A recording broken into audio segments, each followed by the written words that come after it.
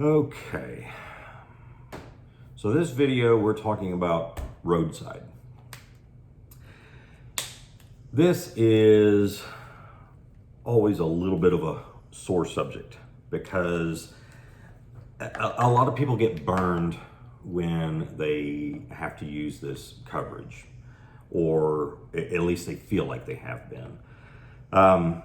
Roadside that's on your auto policy, it's really a reimbursement program. So even though you could call your carrier and say, hey, I'm broke down on the side of the road, send somebody out to get me, and your carrier, your insurance company, sends somebody out, then they will have already taken care of the payment if you've got the roadside assistance, and so you wouldn't have to pay anything. I myself actually was in a situation where this happened, and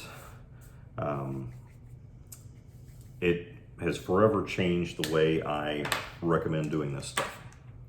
Okay, so I'm driving down the road, and this was when I was in my minivan, and all of a sudden I just had zero power, no gas, no nothing. I'm cruising along, still listening to the radio, but no acceleration. So I drift over and I pull into, I'm still in minivan, pull into the center lane, and I get out, pop the hood, and I can tell real quickly it's not something I can fix. Didn't know it was the fuel pump at the time, but kind of had a feeling that it was.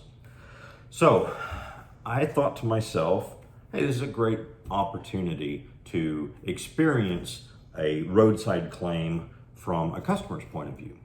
And I had a very large insurance company at this time, and they had their own app, and you could request help directly through the app, and it worked pretty smoothly. Except I sat there, and as time was going by, I could track the tow truck on my phone through this app, and he wasn't anywhere close to me. And for those of you that are in the Houston area, and you know what the 610 loop is, and downtown, so we have this 610 loop, and then we've got Beltway 8, and now we've got the Grand Parkway, and this is a long way out there. Well, guess where I was? I was right there. Guess where my tow truck was dispatched from? Somewhere over here. So I was gonna have to wait for this tow truck to get all the way up to North Houston in Spring, and that's going to take forever. Plus, I found out when I called in to check on this that the tow truck actually had to make another stop first. So now I'm waiting for this tow truck to take care of somebody else, then drive all the way out to me, and that just wasn't cutting it.